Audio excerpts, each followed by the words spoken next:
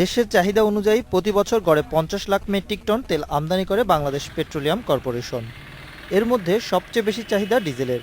এতে প্রতি বছর মোটা অঙ্কের ভর্তুকি দেয় সরকার।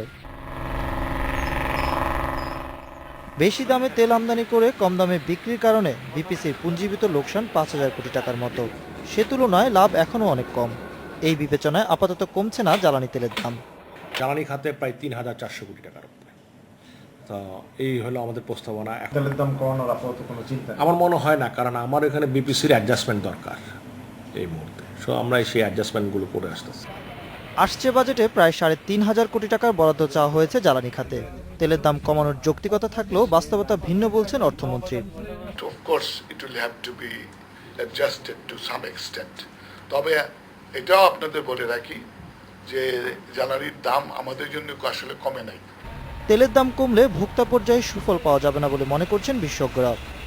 কারণ আমাদের ট্রাকের ভাড়াও কমবে না, বাসের ভাড়াও কমবে না, এবং কৃষক যে পানি কিনে মহাজনদের কাছ থেকে যারা ডিজেল ইঞ্জিন চালায় তাদেরও পানির দাম কমবে না সেচের জন্য।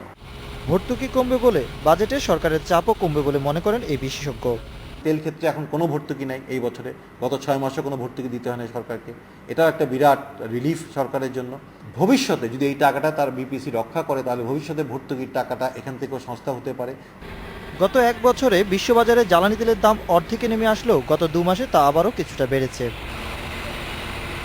Ashraf Alam, independent news, Dhaka.